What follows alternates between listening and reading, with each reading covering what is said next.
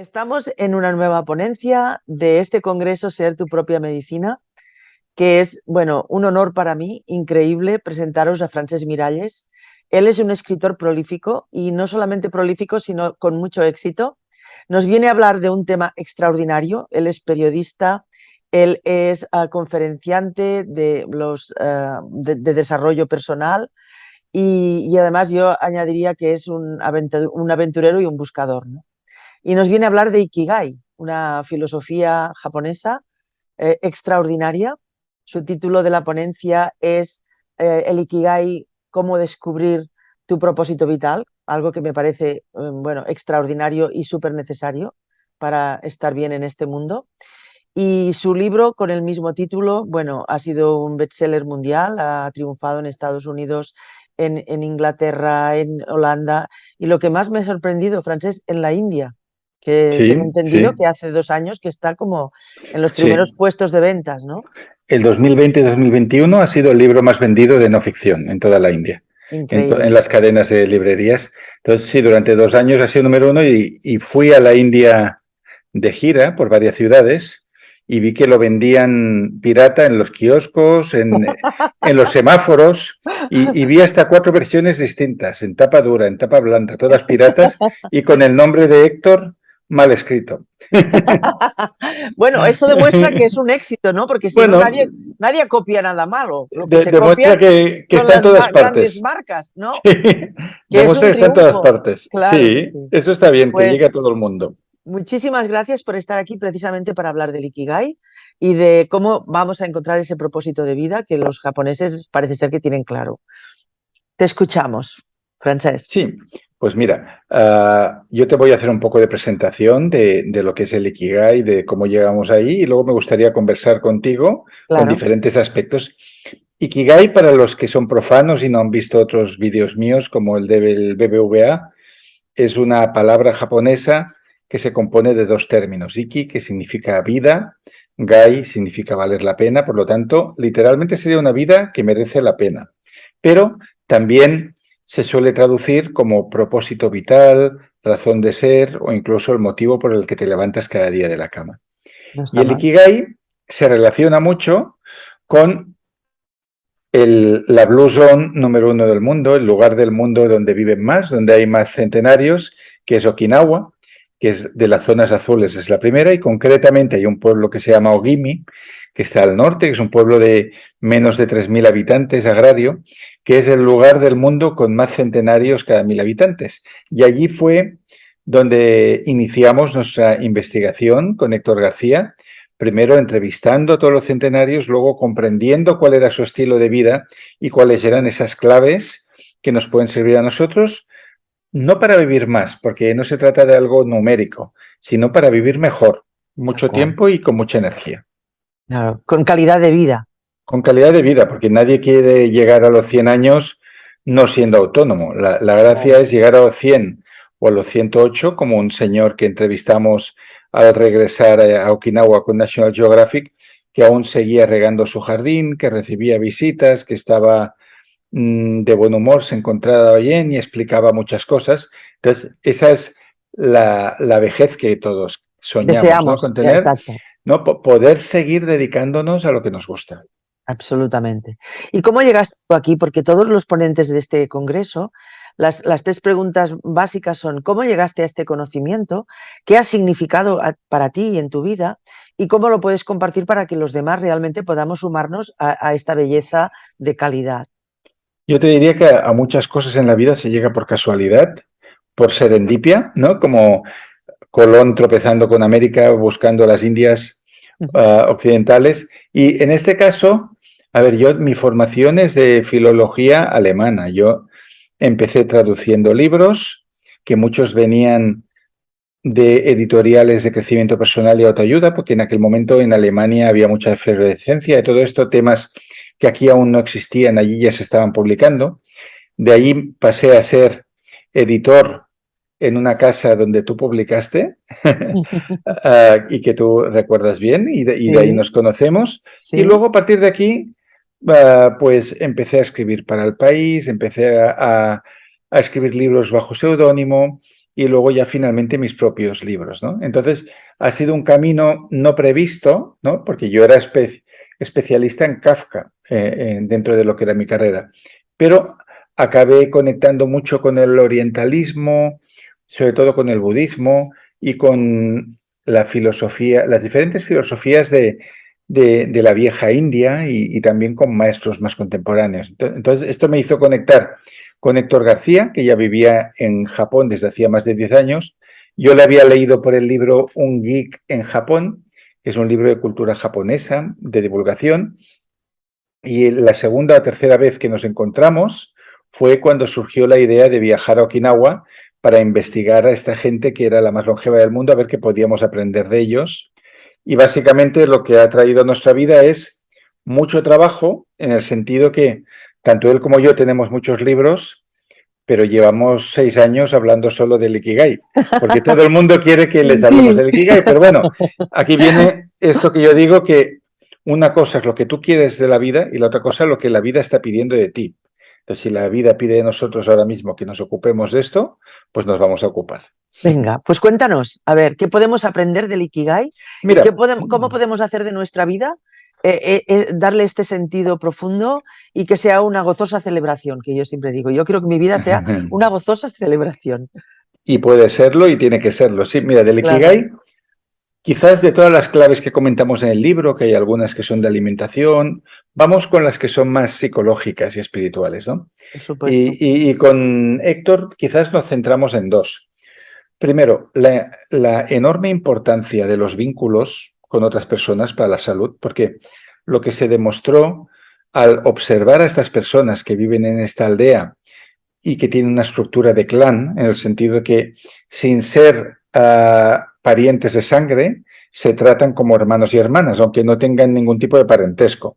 Entonces, esto tiene mucho que ver también con la religión que siguen ellos, que no es ni el budismo, ni el cristianismo, ni el sintoísmo. Es una religión de la tierra, como las que hay en la animista, como las que hay en las islas polinésicas En y Hawái. y en Hawái, exacto.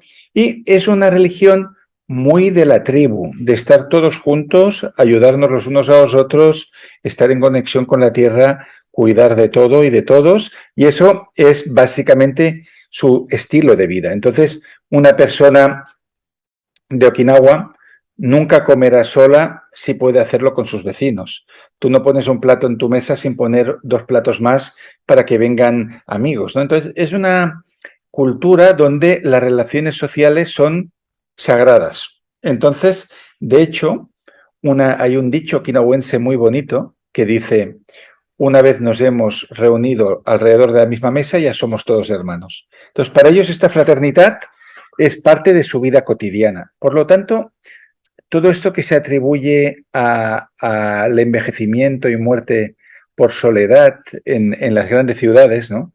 Que se han hecho cálculos de que una persona jubilada que vive sola, con poco contacto con el exterior, mata esa soledad el equivalente a 19 cigarrillos al día que fumaras. Ahí no la tienen, porque ahí lo hacen todos juntos, incluso tienen una estructura social que está siendo imitada en California y en otras partes del mundo, que se llama Moais, que son círculos de solidaridad y entretenimiento también. Son unos círculos de 15 a 20 personas que se reúnen periódicamente, una vez por semana, 2 veces por semana, depende de cada grupo, y en los cuales, además de la parte lúdica, que sería pues celebrar cumpleaños, cantar al karaoke, practicar deportes, charlar, ver lo que pasa, también hay un compromiso de cuidado mutuo, en el sentido que tú eres responsable del bienestar de toda la gente del círculo y el resto de gente es responsable de tu felicidad también y de tu bienestar. Incluso hay una caja común con dinero que se paga cada mes, que se usa en caso de necesidad para cualquiera que lo necesite, ¿no? Y con eso, estas personas, por un lado, no sufren de soledad, saben que están protegidos por el grupo, están protegidos por el clan y tienen un sentimiento de responsabilidad, de utilidad. Dicen, bueno, yo soy responsable de que todos estén bien, ¿no? Un poco como lo de los mosqueteros, todos para uno y uno para todos. Entonces, esto ya es un gran foco de salud psicológica para de ellos. bienestar, De bienestar, en el de sentido, seguridad, de tranquilidad, de sí, que pase lo que el pase. sentido de que no estamos solos, estamos todos juntos, estamos unidos, somos responsables los unos de los otros y por lo tanto ya mucha melancolía y depresión y miedos que hay en las grandes ciudades, ellos no los tienen porque no tienen el tiempo de comerse el coco, que dirían aquí, porque están todo el día charlando, están todo el día compartiendo, están todo el día al aire libre. También influye mucho el hecho de que no están dentro de las casas, sino que están expuestos a la luz del sol, con lo cual la cronobiología de ellos, la sincronización del reloj interno con el externo, va perfectamente bien, ¿no? Y se levantan con el primer brillo de la luz, se van a dormir cuando oscurece. Entonces son vidas muy conectadas a la naturaleza y sus ciclos. Claro. Fíjate que me estás inspirando. Podríamos dar las mismas palabras que estás usando tú para el espíritu de Aloha, que es el alma secreta de las islas de Hawái. Es decir, que está Es que fundada, Okinawa está cerca de Hawái y vale, tiene el mismo clima, de hecho. fíjate, de hecho, pues entonces seguro que forma parte de Lemuria. Es decir, que ahí está este sentimiento de unidad, de fraternidad, de comunidad, que hace que las cosas sean mucho más fáciles y que el aislamiento que vivimos normalmente en el occidente, pues en esos lugares no tenga caso. Porque, por Sí. ejemplo, en Hawái, las personas mayores se las considera tesoros vivientes de la humanidad. Es decir, hay un respeto por los ancianos, hay una veneración y aquí en Occidente los aparcamos como si fueran niños y acaban con el taca-taca. Es decir, que aparcados, que nadie les hace caso, bueno, casi nadie los va a ver y claro, en ese estado la vejez es abrumadora. Sí, también es interesante ver cuál es la relación con la edad que tienen los japoneses, ¿no? Nosotros vivimos la edad a veces con vergüenza. Hay gente que no quiere decirte la edad, que le dices, ¿qué edad tienes?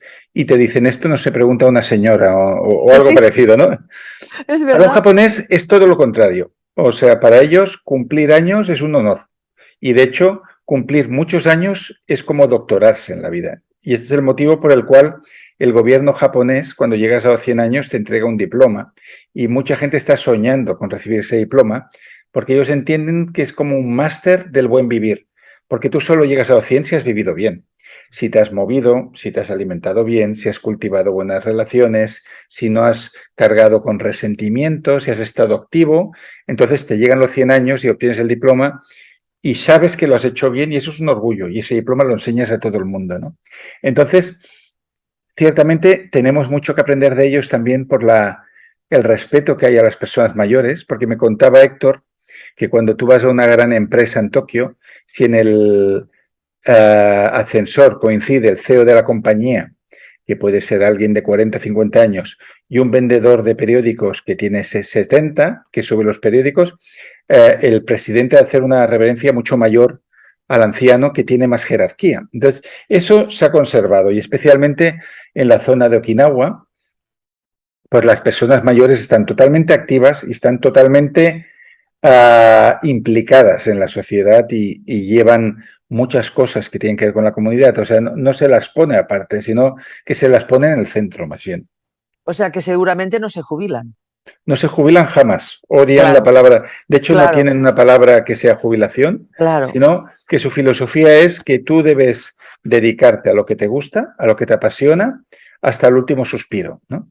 Y sobre esto, mira, te podría contar una anécdota que me pasó en Barcelona, porque no, esto no es exclusivo de Japón o de Okinawa, aunque es cierto que allí todo esto de no retirarse nunca lo llevan muy bien, ¿no?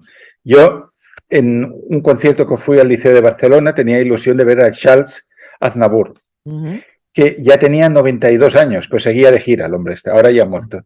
Y compré una entrada con mi pareja para ir al liceo a verlo y era la hora de salir y el señor no aparecía, ¿no? Y al final salió una voz por los altavoces que decía, el señor Aznavour ha tenido una rampa muy dolorosa en la pierna, está inmovilizado, está paralizado, no se puede levantar todavía, les rogamos un poco de paciencia, antes o después él quiere salir y quizás tendrá que dar el concierto un poco más sentado de lo que a él le gusta, porque él era conocido porque en los conciertos él bailaba y hacía muchas cosas. Entonces, al cabo de 7, 8 minutos, él salió, se puso el foco encima de él, así renqueante, un poco cojo, y nos dio una gran lección sobre esto que estamos hablando al público.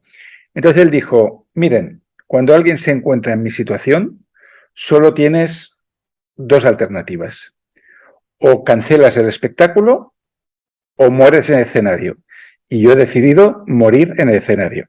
Entonces, claro, ¡Qué fuerte! ¡Guau, entonces, guau, guau! claro, el público se vino arriba, el hombre se animó y acabó dando un concierto de 2 horas y acabó bailando. Porque tú sabes Guau. perfectamente que Que el la música espíritu y que el y la espíritu, vibración, la vibración, el espíritu, el optimismo, el cariño, el amor, hace que superes limitaciones físicas. Entonces, claro. superó su limitación física y acabó haciendo un concierto como es de siempre. Pues esto es lo que nos enseñan también los ancianos de Okinawa, ¿no? Que es muy importante hacer lo que te gusta, no retirarte nunca de eso, porque en el momento en que tú sientas que eres inútil, que no estás aportando a la sociedad nada, entonces ya estás en la antesala de la muerte, ya no hay un sentido para estar aquí. Y esa actividad tiene un valor para la longevidad porque el ser humano necesita sentirse en conexión con los demás, en conexión con el mundo. Entonces, como decía Nietzsche, quien tiene un por qué vivir puede resistir casi cualquier cómo. Entonces, pon un ikigai en tu vida, una razón de ser, aunque sea muy pequeñita, aunque sea, no sé, enseñar a unos niños algo que solo tú sabes hacer, acompañar a una persona mayor que está sola.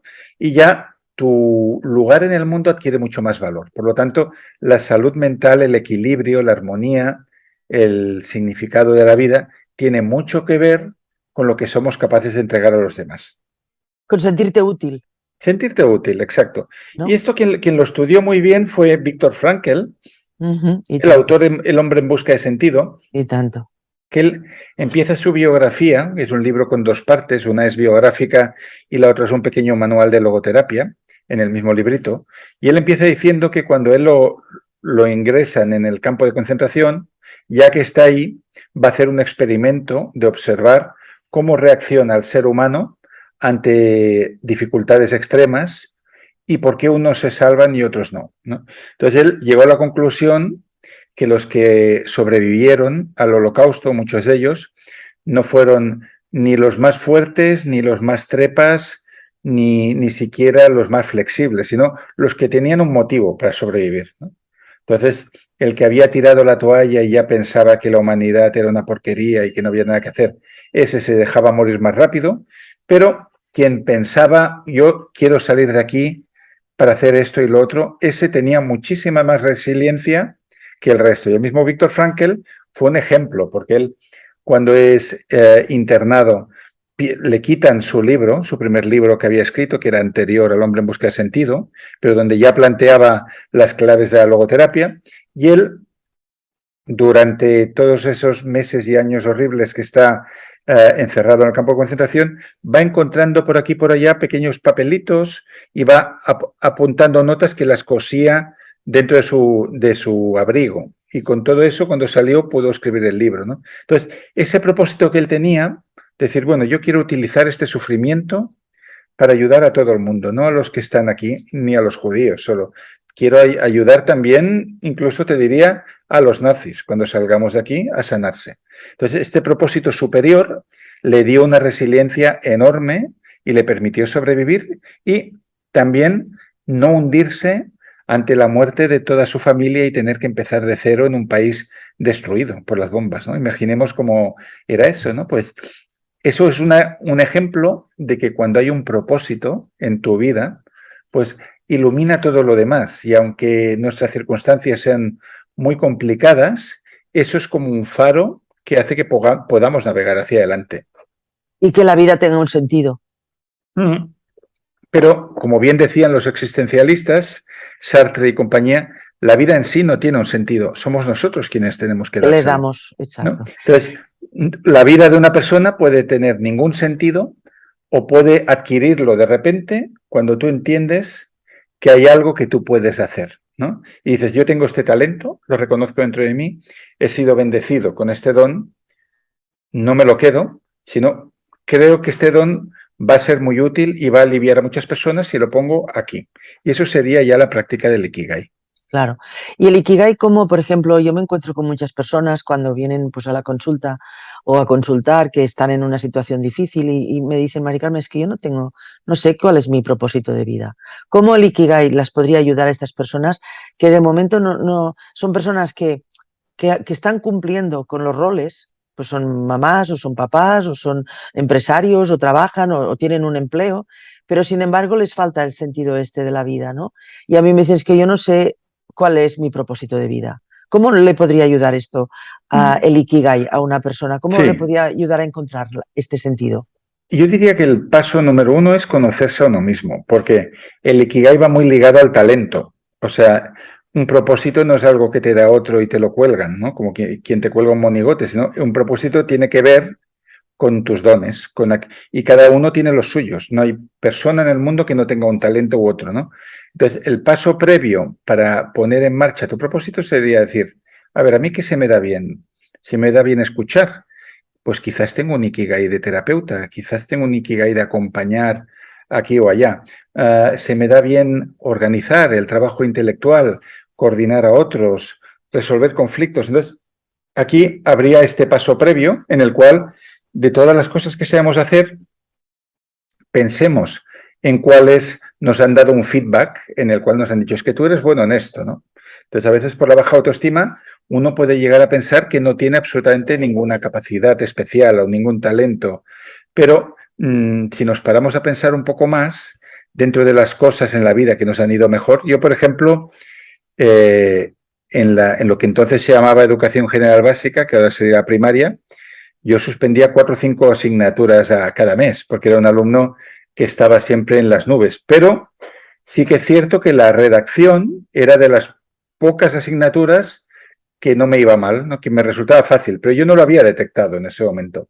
Pues quizás deberíamos observarnos más y decir, bueno, de todo lo que hago, ¿dónde me siento más cómodo? ¿Qué es lo que me hace fluir?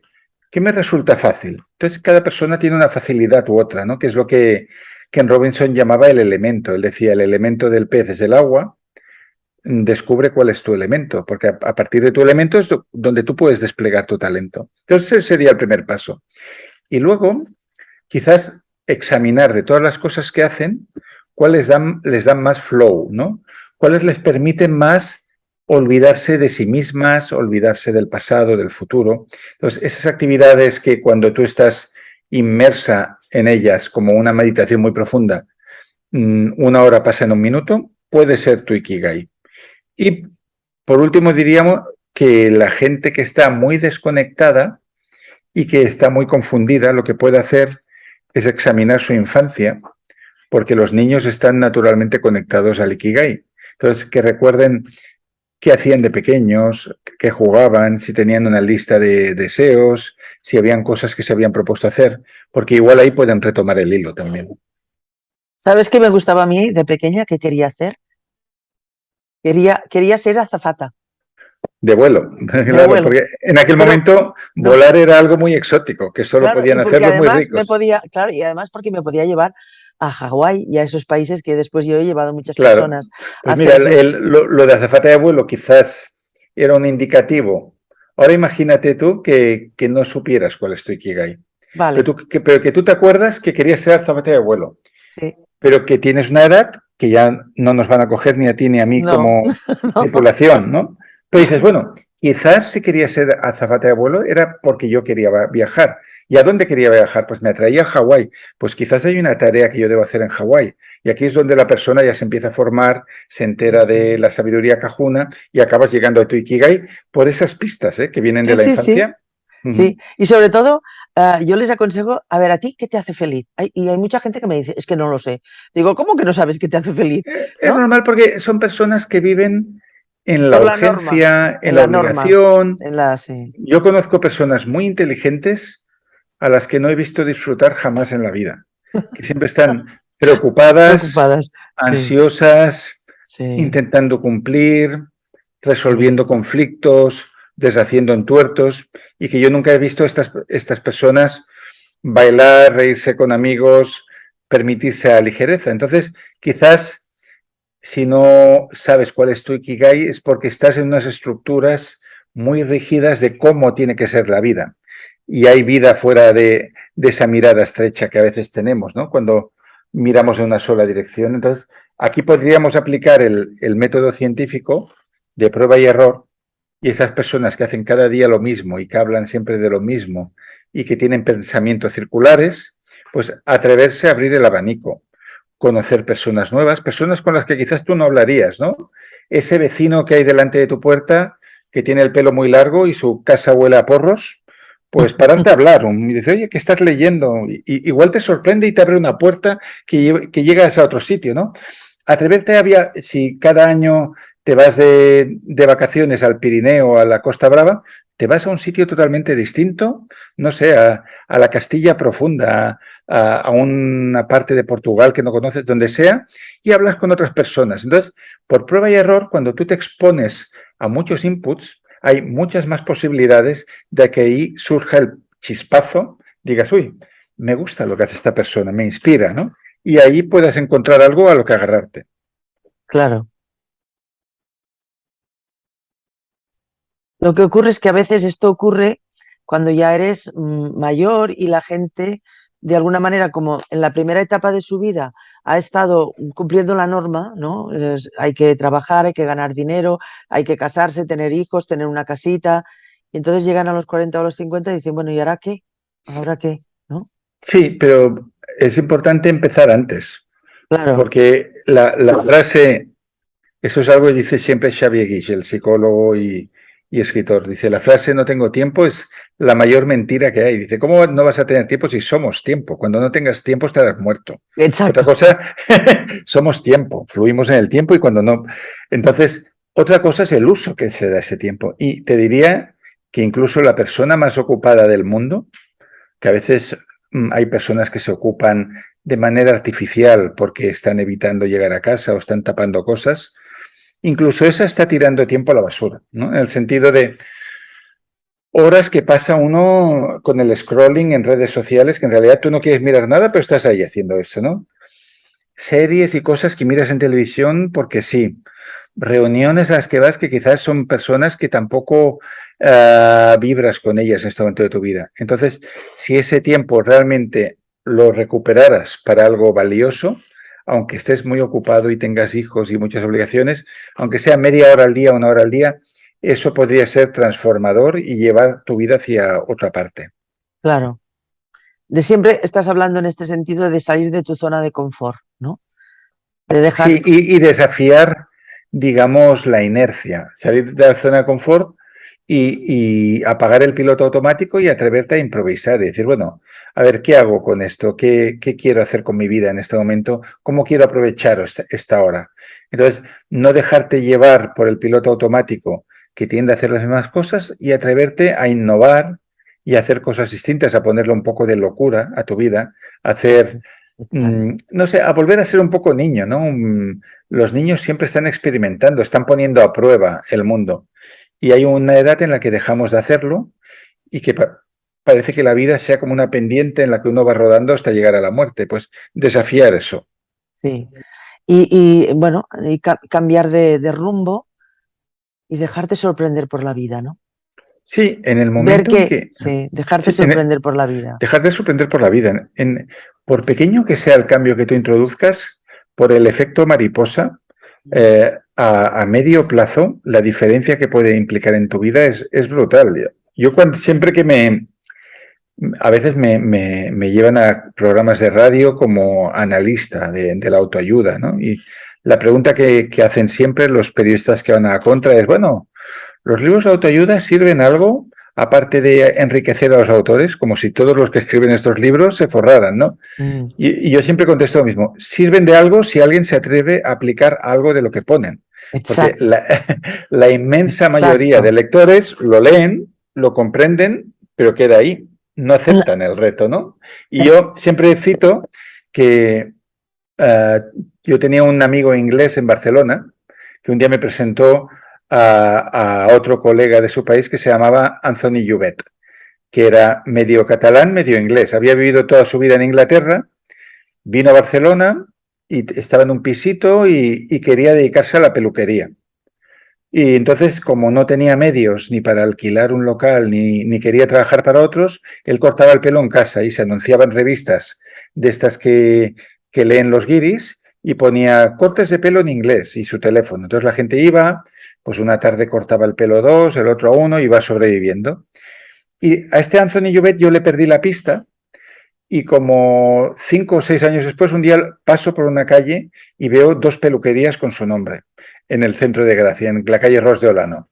Y entro y digo, oye, ¿pero qué ha pasado aquí? Y dice, no, mira, leí un libro de autoayuda y apliqué lo que ponía, ¿no? Y además que era un libro de autoayuda antiguo, el de El hombre más rico de Babilonia, que es de los años 20. ¡Wow! Entonces, él había sido la excepción que lo había leído y había dicho, bueno, voy a hacer esto, ¿no? Entonces, eso es lo que marca la diferencia. Con libros o sin libros, con maestros o sin maestros. Cuando alguien se atreve a cambiar algo de lo que es el programa de tu vida e empieza a hacer cosas distintas, incluso aunque sea en el tiempo libre, ¿no? Pues puede ser algo tan simple como, en lugar de ver la serie de cada noche que me quedo dormido frente al televisor, leo 2 capítulos de un ensayo y me formo. Eso, en ese plan Kaizen de mejora continua, un año después eres otra persona ya. Y las Claro, oportunidades que aparecen son otras. tal cual. Yo en la consulta a veces la gente me dice, no, es que si ha leído este libro, es que sí, El poder de la hora, que sí, este otro y que sí. Y entonces yo les pregunto, ¿y cuál has puesto en práctica? Porque Es que esa claro, es la pregunta, esa es la pregunta. es que estamos también en, no sé si tú estarás de acuerdo como periodista, en una época en que la información está, bueno, expandida por todas partes. Es decir, que simplemente te pones en el San Google y puedes tener información de todo, y de un De museo, todo, de todo. de todo. Entonces, yo creo que estamos un poco bombardeados y estamos un poco saturados de tanta información que se nos ha indigestado un poco, ¿no? Uh Y -huh. entonces, si realmente ahora a mí me preguntan, bueno, que estás escribiendo un libro, digo, ya lo tengo escrito. Ay, ¿cuándo lo publicarás? Digo, no lo voy a publicar. ¿Cómo que no? Digo, porque tiene 3 páginas. Ay, ¿cómo se llama? Simplifícate. Muy bien, muy bien. Tiene 3 páginas, Francés, Oye, ese porque libro quiero después, leerlo yo. sí, pues ya te lo pasaré. Porque es que he descubierto que en la simplicidad está la belleza, en la simplicidad está lo fácil, el flow que dices tú, ¿no? Entonces, bueno, buscar realmente lo importante para ti en la vida, que son cosas que ni se compran ni se venden, si estamos hablando del sentido de tu vida o del propósito de tu vida, es algo que tienes que crear tú yo diría que en conversación con tu alma, con tu ser, con los deseos más profundos de tu corazón, ¿no? Uh -huh. Y a partir eso, de ahí, eso, adelante. eso es Aunque, totalmente así. aunque todo el mundo te puede decir que estás medio loca, que eres una friki, que si eres Mari Carmen la Fantástica. Yo digo, a Uh mí -huh. déjame tranquila que yo estoy muy bien. Mejor ser Mari Carmen la Fantástica que Manolo el Soseras. Bueno, para acabar, porque se me ha pasado el tiempo volando hablando contigo, Francés, eres una gozada de periodista y de comunicador. Me gustaría que nos dieras 2 tips de la alimentación, porque tengo curiosidad. Sí, a ver, la alimentación japonesa, no solo la de Okinawa, hay médicos que son expertos en la dieta de Okinawa y van a hablar con mucha profundidad, pero si queremos tomarlo ya un poco genérico, los japoneses tienen muchas menos enfermedades coronarias y cardiovasculares. Y diabetes, La incidencia del cáncer es mucho menor del diabetes porque es un tipo de alimentación, por un lado, con muchas menos grasas, que cuando comen carne no es un chuletón ni es un filete, sino que son 50 gramos o 100 gramos con tiritas en un sí, lecho de arroz o de verduras, pero sobre todo lo que coinciden los médicos que han analizado la dieta de Okinawa y la de Japón en general es este hara hachibu, que es como se llama la regla del 80%, que es comer siempre un poco menos del hambre que tienes, ¿no? Entonces ellos, haciendo un símil con un coche, si tú, Carmen, te compraras un coche que puede correr máximo 160 y fuera siempre a 158, pues ese motor en un par de años está quemado. ¿Por qué? claro, Porque está recalentado, estás llevando el sistema al límite. Del mismo modo, una persona que está siempre comiendo más de lo que necesita está con digestiones mucho más lentas, con más acidez en el estómago, con peor dormir, peor descansar y con toda una serie de problemas asociados. Mientras que si lo haces al revés y comes siempre un poquito menos del hambre que tienes, entonces es como si ese coche fuéramos a 110, ¿no? Claro, La oxidación va más lenta. Y los últimos papers que leímos con Héctor, cuando estábamos allí, se habían hecho diferentes estadísticas, pero se calculaba que aplicar la regla del 80%, o sea, comer siempre un poco por debajo del apetito, alarga la vida de 8 a 10 años. wow. Y la calidad de vida, me imagino Y la también, ¿no? calidad de vida, porque claro, no es lo mismo esa sensación de pesadez que tenemos cuando ya en el segundo plato, a mitad, acabaríamos ahí, pero te terminas el segundo plato, el postre, los petit feux o como lo llamen y todo Sí, lo que sí, viene después, ¿no? sí, sí, Entonces, sí. la calidad de vida, la calidad energética, ¿no? La energía que tienes tú para hacer las cosas y la calidad de descanso y de movimiento cambia totalmente. Absolutamente. Muy bien. ¿Y esto lo has aplicado tú? Y te iba a preguntar Intenta aplicarlo. una Sí, pregunta sí, personal de todo lo que has aprendido. Como sí, hemos sí, hablado de poner en yo práctica, ¿qué como es lo que poco. tú has practicado que te ha dado resultado? Pues mira, comer, comer lo justo. Tampoco hago dietas intermitentes que están tan de moda y todo esto, pero sí que si voy a un restaurante, por mucho que la gente pida de todo, si yo solo tengo hambre para un primer plato, pido el primer plato y me quedo tan tranquilo y ya está. Ujú. Y eso lo aplico. No comer mucho, intentar caminar, estar al aire libre, intentar ah, conectarme con la luz, cuidar mucho las relaciones sociales, ¿no? Porque son como nuestra red de seguridad, son nuestra red de afecto que nos Doy fe. permite ir adelante, cuidar de los amigos y dejarte cuidar por ellos. Y intentar que no haya un solo día en el que no hayas trabajado en tu propósito, ¿no? Entonces, si hay alguien aquí que nos está escuchando que su propósito es escribir, por muy ocupado que crea que está o ocupada, que le dedique al menos 20 minutos a sentarse y revisar notas y escribir un poco más. Porque cuando estás conectado con aquello que te da vida, luego el resto de áreas te resultan también mucho más fáciles. Por eso yo siempre recomiendo que si tú tienes algo que te hace especial ilusión, ¿no? Por ejemplo, tocar el piano, cualquier cosa que tengamos, ¿no? Que no lo dejes para el final del día cuando ya hayas hecho todo lo otro, con lo cual hay mucha posibilidad de procrastinar. No, cuando te levantes, hazlo en primer lugar. Y así ya has cumplido contigo mismo y luego el resto del día ya irá tomando su lugar cada cosa. Pues me quedo con esto, Francés, y de dar fe de que es un hombre que cuida sus relaciones sociales con mucho amor y mucho cariño. Y te estoy infinitamente agradecida por este tiempo, que sé que tu tiempo es muy valioso. Y Igual que el tuyo. gracias, gracias por tu generosidad y por tan magnífica ponencia y por todas estas, bueno, estos conocimientos que nos pueden ayudar a todos a tener una vida con más sentido, más feliz, más sana y más larga. Así que Perfecto. Con mucho gracias, gusto. Muchas gracias, gracias. gracias a ti. Muchas Encantado. gracias. Gracias.